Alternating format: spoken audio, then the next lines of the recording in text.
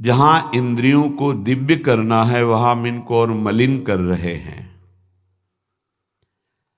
जनेन्द्रिय का वेग ना सहने के कारण हम परस्पर शरीरों के आकर्षण में, भोग वासना में लिप्त हो गए। मन और जनेन्द्रिय संपूर्ण रूप से काम वासना से युक्त होने के कारण मलिन हो गई।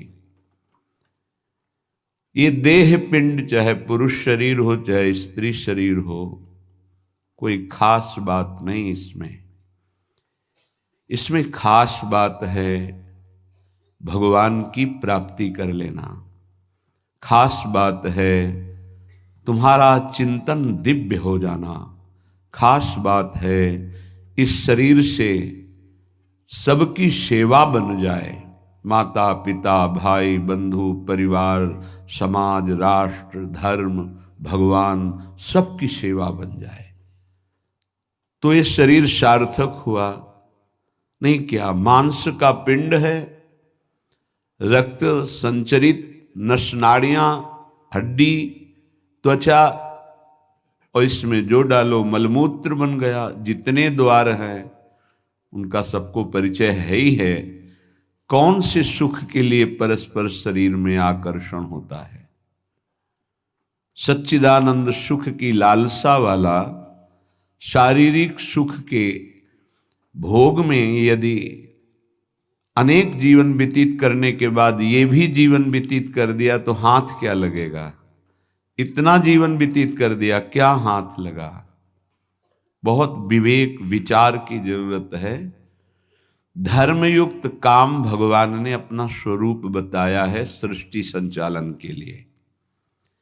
यदि विवाह पाणिग्रहण संस्कार करके संतानोत्पत्ति के लिए विधान किया गया है तो वो धर्मयुक्त काम है। व्यभिचार वहां भी नहीं, धर्मयुक्त काम।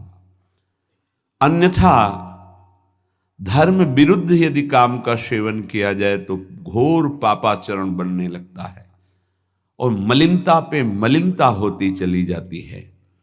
स्त्री रूपा मेध्य पिंडे मुंह रमृत धिया। हमारी बुद्धि इतनी मलिन हो गई है कि मलमूत्र के द्वार को अमृत पान का स्वरूप समझते हैं। कितनी निकृष्ट बुद्धि है। इन शरीरों पे है क्या? ऊपर के द्वार देखो, आंख से कीचड़ निकले, नाक से कितनी खखार के थूको, वमन करके देखो। नीचे के द्वार तो दुर्गंध युक्त मलमूत्र के ही हैं। किन भोगों में तुम अमृत पान करना चाहते हो? स्त्री रूपा मेध्य पिंडे मुहु रमृत धिया नित्य लोलुभ्यमानम। नित्य तुम लुभायमान हो रहे हो कि अगर ये शरीर भोगने को मिल जाए, ये शरीर मिल जाए तो हमारा जीवन धन्य हो जाए। नित्य लोलुभ्यमानम है क्या? थोड़ा विवेक से विचार करके देखो। धर्मयुक्त संतानोत्पत्ति के लिए भगवान ने आदेश किया है। मनमुखी चाल चल करके मनोरंजन करने के लिए ये नहीं बना हुआ है। फंसते चले जाओगे। अमृत की लालसा से मृत होते चले जाओगे। तुम्हारे विचार मृत, तुम्हारे आचरण मृत, तुम्हारा शरीर मृत, तुम्हारी चेष्टा मृत। क्योंकि मृत लोक में हो, इसका नाम मृत्यु लोक है और खोज रहे हो अमृत। चक्षुर्न क्षुद्र जीवैरपि विहितो। ये नेत्र मिथ्या रूप में लुभायमान हो रहे हैं। चमड़ी ऊपर से गोरी पीली जैसी भी, उसी में हम आसक्त हो रहे हैं। इतने आसक्त हो रहे हैं। परसों एक नवयुवक भाई प्रश्न एकांतिक में कह रहे, जिया नहीं जा रहा, हमको हमारी मित्र ने धोखा दे दिया और हालत भी ऐसी थी कि करुणा लग रही थी कि कृपा करें प्रभु और इनकी बुद्धि को इस दलदल से निकालें। वो जीवन से हारा हुआ व्यक्ति बैठा हुआ है केवल एक बात में कि उसको उसके किसी मित्र ने, मतलब स्त्री शरीर ने उसको धोखा दे के दूसरे से ब्याह कर लिया। धोखा देके। मतलब मन की गति है, इसमें धोखा और सही का क्षेत्र नहीं है। ये तो विचरण करता रहता है, आज ये आज ये आज ये। इसका कोई बिरला इसकी इस गति को रोक दे, वही साधना परायण साधक कहा जाता है। पर ऐसा नहीं होता है। जहां तुमसे बढ़कर कोई मिला तो वहां दृष्टि उसकी जम जाएगी, तुम्हें छोड़ देगा। संसार का खेल यही है। तुम्हारा प्यार अगर सही ठिकाने पे पहुंच जाए तो सार्थक हो जाए। वो प्यार मूर्ति प्रेम के खिलौना दो खेलत हैं प्रेम खेल, प्रियालाल, इनसे प्रेम हो जाए तो निहाल हो जाओगे। पर इनसे प्रेम करने के लिए कठिनता है। पहले सर्वत्र से राग हटावे तो इनसे प्रेम होता है, अन्यथा नहीं। सर्वत्र की ममता बटोर कर इनके चरणों में तब प्रेम होता है। बोले नेत्र दूषित हो गए बस यही देखते हुए। यही दुर्दशा है जीव की। सामने भगवान है चराचर जगत के हृदय में, उनको कोई नहीं देखना चाहता, और बाहरी केवल चमड़े को देख करके हम आकर्षित हो रहे हैं।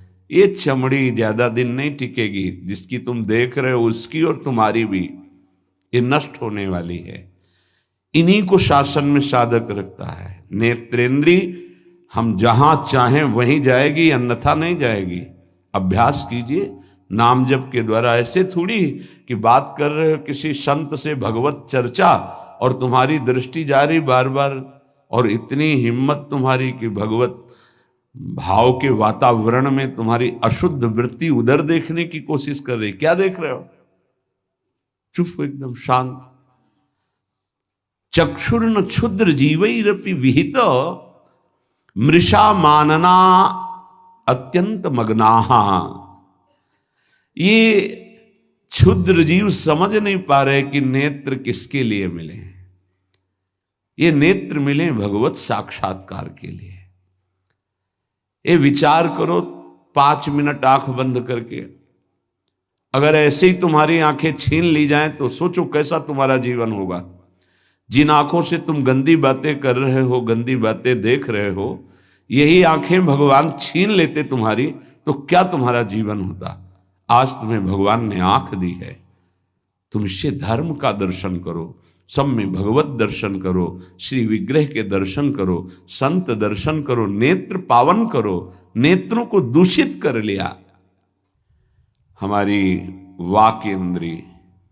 जब हम इससे चिदानंद नाम जप करते हैं, चिदानंद लीला का गायन करते हैं, तो वाणी भी चिदानंद हो जाती है। श्रवणेन्द्रिय, जब इससे हम नाम कीर्तन सुनते हैं, नाम जब सुनते हैं, भगवत लीला सुनते हैं, तो श्रवणेन्द्रिय चिदानंद हो जाती है। ऐसे समस्त इंद्रियां जब केवल आराध्य देव के प्रति समर्पित होकर क्रियान्वित होती हैं, तो उनमें ये सामर्थ्य आ जाती है कि उपासक की श्रवणेन्द्रिय निकुंज में प्रिया प्रीतम क्या बात कर रहे हैं ये सुनाई देने लगता है। निकुंज में प्रिया प्रीतम कैसी शोभा से विराजमान है ये दिखाई देने लगता है। आज कौन से सौरभ का लेप किया गया ये घ्राणेन्द्रिय से पता चलने लगता है।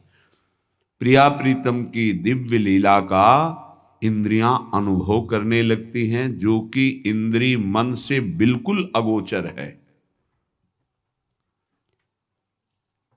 अगर उपासक इन इंद्रियों को थोड़ी भी स्वतंत्रता दे देगा तो इनका स्वभाव है प्रकृति स्थान कर्षति। ये प्रकृति के वस्तु व्यक्ति स्थान के आकर्षण में फंस जाएंगी। फिर ये महासुख जिसकी हमारे हृदय में लालसा है, वो प्रकृति से पूर्ण होने वाली नहीं, वो परमात्मा से होने वाली है। जब हमारी इंद्रियां प्रकृति की तरफ जाती हैं तो मलिन हो जाती हैं, और मिथ्या देह सम्मान को तुमने सुख मान लिया। 4 लोग नमस्कार किए तो तुम अपने को श्रेष्ठ समझ लिए। किंचिन मात्र भी कोई श्रेष्ठ नहीं है। ये पंचभूत शरीर सबके उसी सामग्री से बने हुए हैं। अंदर जो जीव अंश है भगवान का बिल्कुल बराबर है। अब जो सम्मान और अपमान होता है गुण और अवगुण का होता है, और गुण और अवगुण दोनों मायाकृत है। सुनो तात मायाकृत गुण और दोष अनेक, ये दोनों मायाकृत है। तो तुम किसका सम्मान? माया का। किसका अपमान? माया का। तुम तो मान और अपमान दोनों से परे हो। अगर कोई तुम्हें प्रणाम कर रहा है तो तुमको उसकी श्रद्धा को प्रणाम करना है। तुम खास थोड़ी हो गए कि वो तुम्हें साष्टांग प्रणाम कर रहा है तो तुम महान हो गए। महान वो है जो साष्टांग प्रणाम कर रहा है, उसकी श्रद्धा प्रबल है। नहीं, क्यों? कोई अंतर नहीं। जो इस देह में पंचभूत वही उस देह में पंचभूत, जो इसमें परमात्मा का अंश वो उसमें परमात्मा का अंश, उसकी श्रद्धा बड़ी है इसलिए वो आपकी तरफ प्रणाम कर रहा है। बोले बहुत बुरा हो गया। मिथ्या मृषा मानना अत्यंत मगनाह, मैं झूठ मूठ अपने को बड़ा मानकर सम्मान प्राप्त करने की लालसा, सम्मान स्वीकार कर लिया तो हृदय अपवित्र हो गया। बड़ा मन है, फंसाता रहता है, वो मकड़ी की जाल की तरह, फंसने वाला नहीं जानता है। संत सदगुरुदेव शास्त्र इनकी सूत्रों को जब स्वीकार करे तो पता चलता है मैं फंस रहा हूं या मुक्त हो रहा हूं। श्रीपाद कह रहे हैं कि देखो, जनेन्द्री ने फंसा दिया काम भोग में, नेत्रेंद्री ने फंसा दिया रूप में। सच्ची अगर सावधान न रहे तो ऐसे ऐसे फंसाव हैं कि जीवन ही नष्ट हो जाता है, पूरा जीवन। अब उसको लाख समझा रहे थे, कुछ समझ में नहीं आ रहा था। बस वो ये समझ रहा था कोई आशीर्वाद मिल जाए, जादू टोना मिल जाए कि वो जो हमारी मित्र है वो वापस हमको मिल जाए वापस। बस उसको इतना ही लक्ष्य था। और हम ज्ञान विज्ञान वर्णन कर रहे तो सुन बैठा था केवल, क्योंकि समझ में आता है ना आप हमारी बात पकड़ रहे हो कि नहीं पकड़ रहे। नेत्रेंद्री ने रूपों में फंसा दिया, हृदय मलिन हो गया सम्मान प्राप्त करने की लालसा से। और कह रहे जिभ्या मिष्टान्न निष्ठा विरमति न मनाग वित्त सग्रंथ अनुचितम। जबान आ गई भोजन के स्वाद में, ये मिष्ठान्न है, ये चटपटा है, ये बड़ा स्वादिष्ट है। जिभ्या रसेंद्री यदि भोजन के स्वाद में मगन है तो राधा नाम सुधा रसम का स्वाद नहीं ले पाएगी। उचित आहार जो भगवत प्रसाद रूप है उसको डाल लेते हैं, उसके प्रति हम आसक्त नहीं होते, स्वाद दृष्टि नहीं रखते।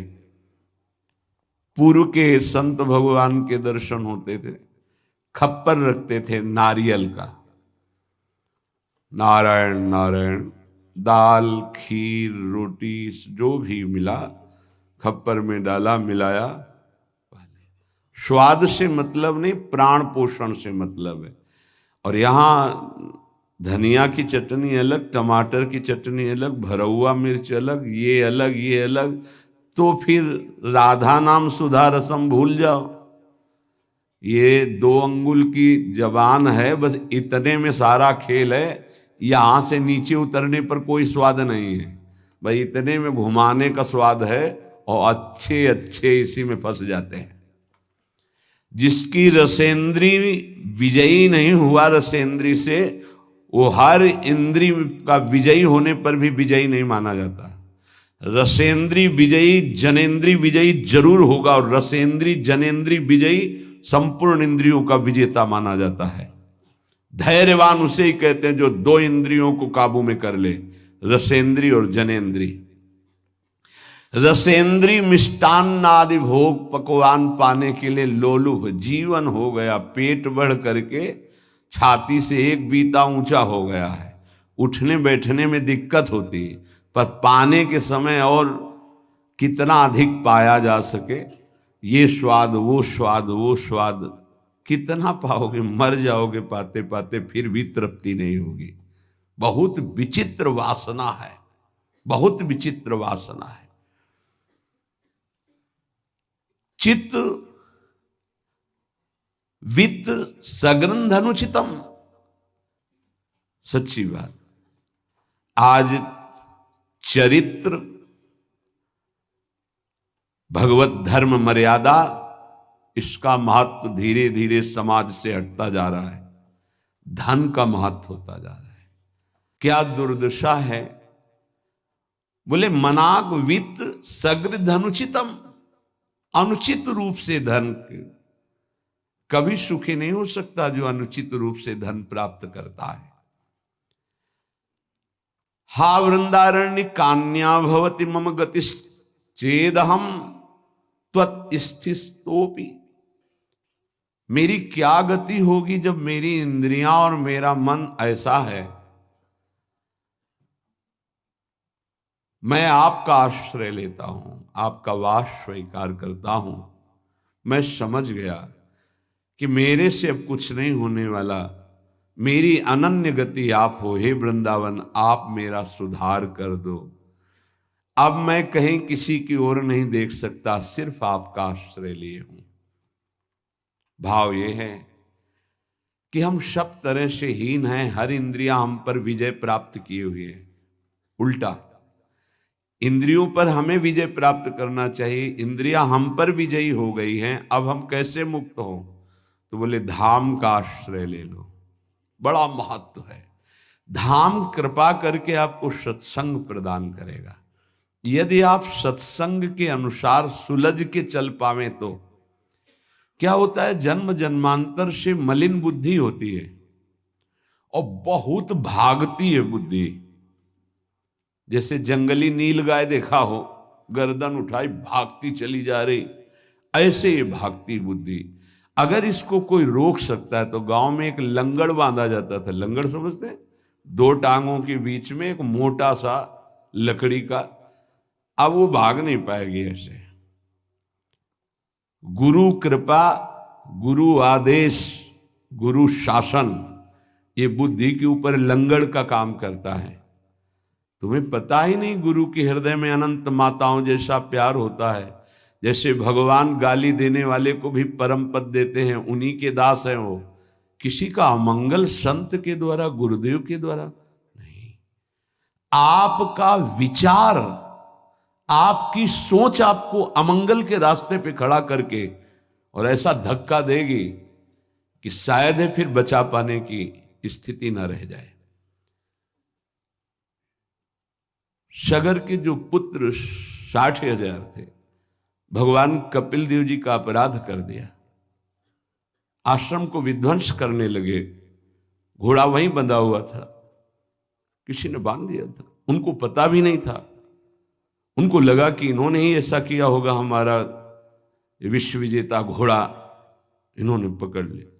बड़ा उपद्रव किया। कपिल भगवान ने कोई शाप नहीं दिया, उनकी तपोशक्ति ने उनको नष्ट कर दिया, भस्म कर दिया।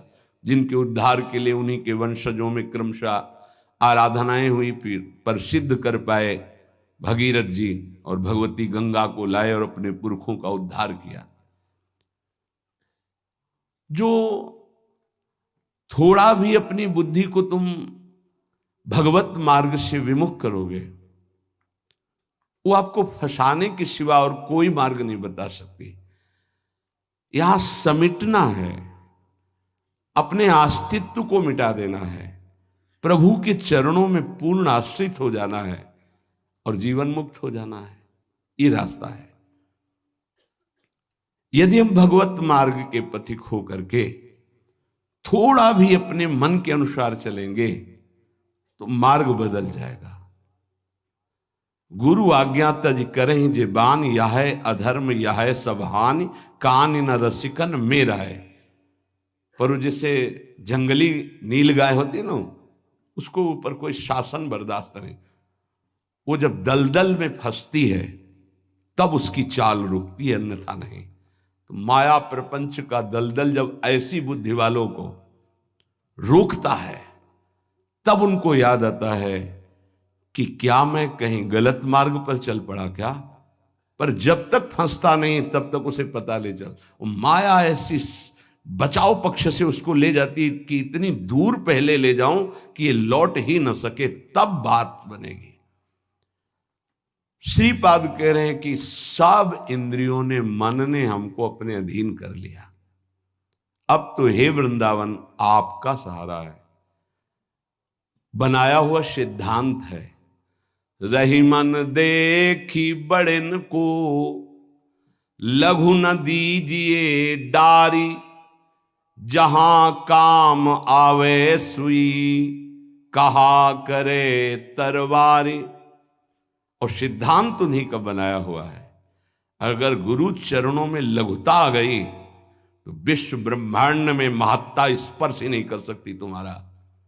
ये हमारी बुद्धि, ये हमारा मन ऐसा सोचता है कि शॉर्टकट से चले धनी बन जाए, शॉर्टकट से चले परम पद मिल जाए, शॉर्टकट से चले बहुत उत्तम सम्माननीय बन जाए। है बहुत शॉर्टकट है। सर्वस्व त्याग और एकमात्र प्रभु का आश्रय। अभी जो चाहो बन जाओगे, पर सर्वस्व त्याग। आज तक जितने भी महापुरुष हुए हैं सर्वस्व त्याग से। सर्वस्व त्याग का स्वरूप किसी के नामे कर देना सब प्रॉपर्टी नहीं, अपना अस्तित्व मिटा देना। अम्बरीश जी चक्रवर्ती सम्राट हैं पर अपना अस्तित्व नहीं है, तो क्या हुआ?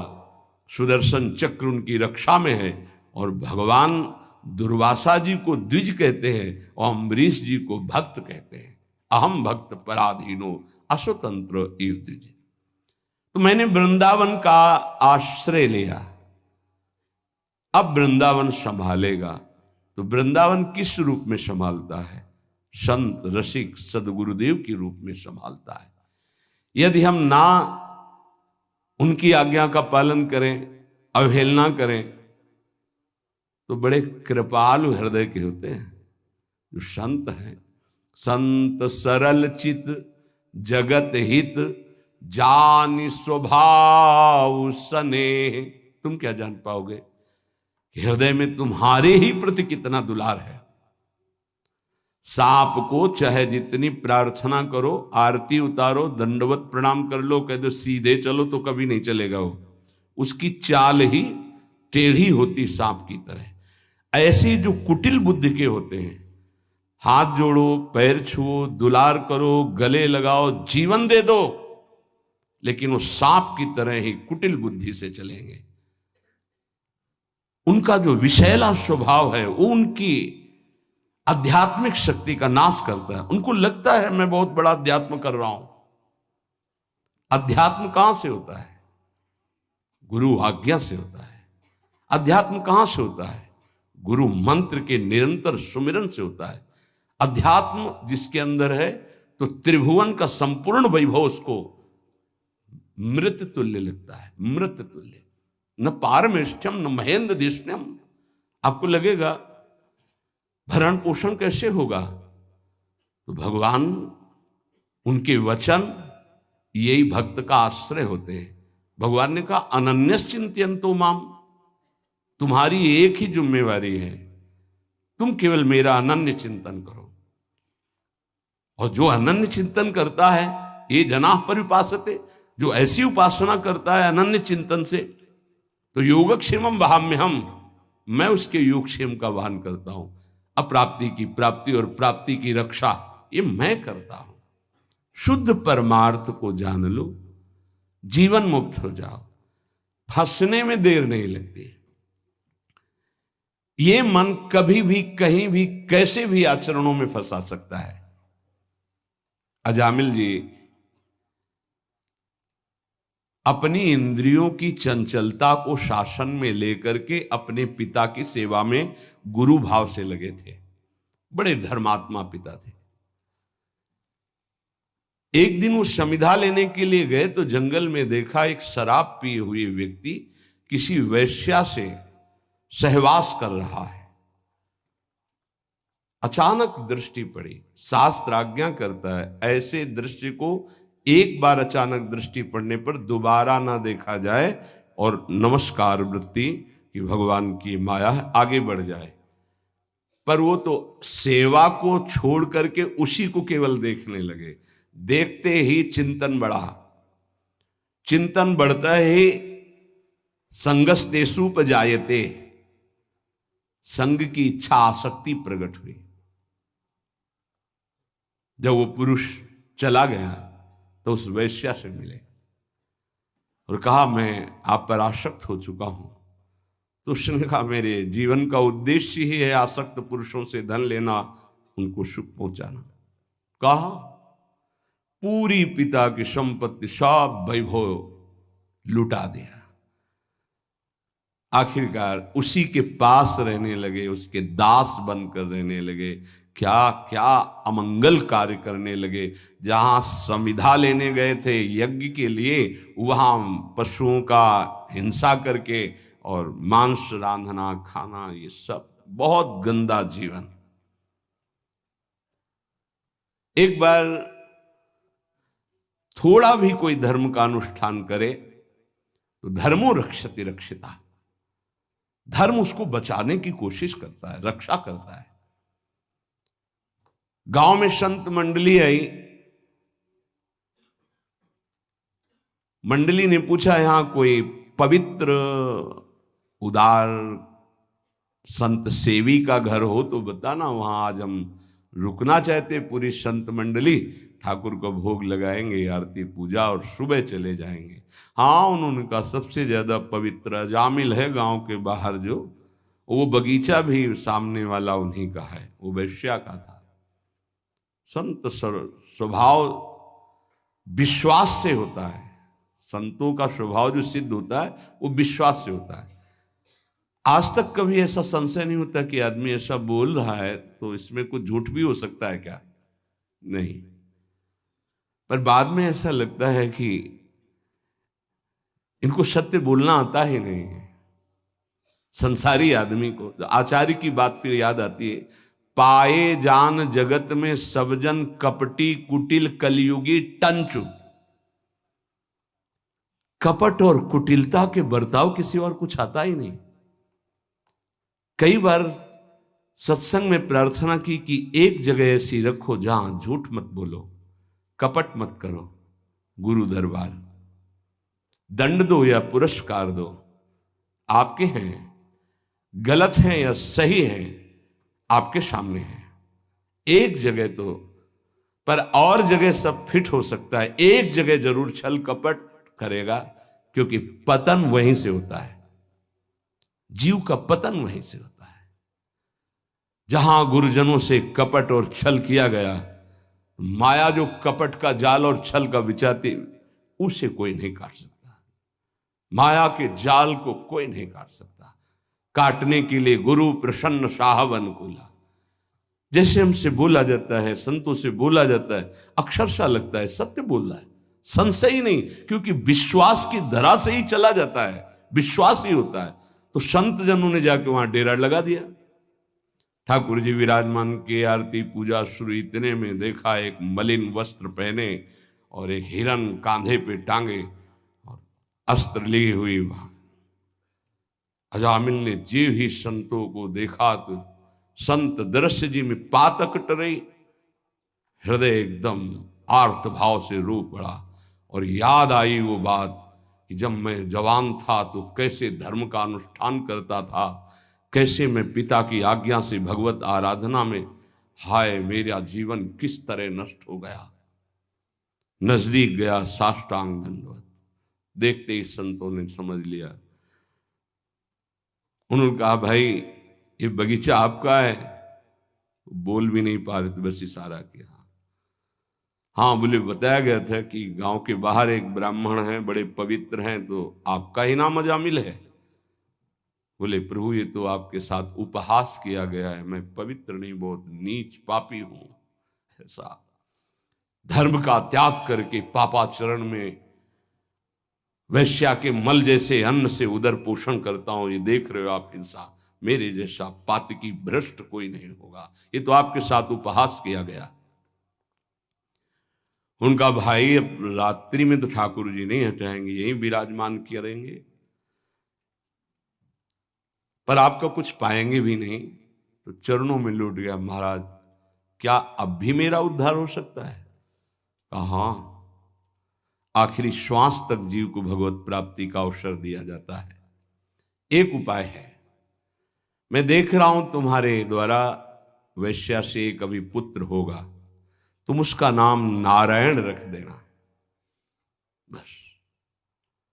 अब आप यहां से जाएं, हमारी ठाकुर सेवा है, हम सब संत अपने एक नाम कीर्तन पाठ और ध्यान आदि, आप जाएं, आपका मंगल होगा। समय आने पर बालक हुआ, वो उससे अत्यंत आसक्ति हो गई। जरा सी इंद्रियों की छूट दी तो एक संयमी ब्रह्मचारी नियमनिष्ठ ऐसे भ्रष्ट आचरणों में फंस गया। पिता ने फिर ब्याह भी करवाया था, पर दृष्टि जहां फंस गई। कुसंग हुआ तो जीवन बर्बाद हो गया, और सत्संग हुआ तो देखो कैसे परम पद मिलता है। अब तो उसी छोटे पुत्र को गोद में लेके घूमना, उसी से प्यार, उसी से दुलार। उसको क्या पता कि एक भयावह समय होता है जिसका नाम मृत्यु है, वो कभी भी किसी पर आक्रमण कर सकती है। और जब यहां से जाओगे ना, तो कुछ भी तुम्हारे साथ नहीं, तुम्हारा किया हुआ धर्म और अधर्म, ये दोनों तुम्हारे साथ जाएंगे, जिसे शुभ और अशुभ कर्म कहते हैं। अचानक उसको दिखाई दिया दो भयंकर यमदूत, कांपने लगा। यमदूतों की दृष्टि मात्र से उसके मलमूत्र छूट गए, इतने भयानक। और उसकी आसक्ति अपने पुत्र पे थी, तो ऐसा लगा कि मैं आखिरी में एक बार अपने पुत्र को बुला के देख लूं। बुलाया, नारायण, बस मंगल हो गया। देखो, संत संग अपवर्ग कर, कामी भव कर पंथ। संत का संग सीधे मोक्ष प्रदान करने वाला होता है।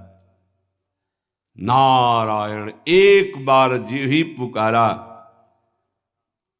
नारायण, ऋणा पे जबान पहुंची कि दो दिव्य पार्षद भगवान के चतुर्भुज नारायण स्वरूप श्यामल कांति है, यमराज के दूतों को डांटा और फांसी काट दी। अब तुम इस जीव को स्पर्श भी करने का अधिकार खो चुके हो। बड़ा सुंदर प्रसंग है, अगर इसे बार बार हम सुने और इसे हृदय में बैठा लें तो जीवन मुक्त होने के लिए पर्याप्त साधन है। नाम महामंगल मूद में अजामिल जी की चेतना लुप्त होने वाली थी, फांसी पड़ चुकी थी यमदूतों की। यद्यपि उसने भगवान को नहीं पुकारा, अपने बालक के स्नेह वशात उसको पुकारा नारायण, पर संतों ने नाम रखवाया था। 88 वर्ष की आयु तक पाप ही पाप होते रहे उसके। यमदूतों को डांट कर भगवान के पार्षदों ने कहा, अब तुम स्पर्श भी नहीं कर सकते इसको। उनका आप बड़े तेजस्वी देव स्वरूप दिखाई देते हैं, पर आपको पता है ये महानीच पापी हर क्षण पाप करता रहा है। ये मूर्ख अपने पुत्र के बहाने नारायण बुलाया है, ये महापापी है। भगवान के पार्षदों ने कहा, हम देखते हैं कि तुमको कोई ज्ञान नहीं है। जिस समय पुत्र के बहाने नारायण बुलाया, उसी समय निष्पाप हो गया।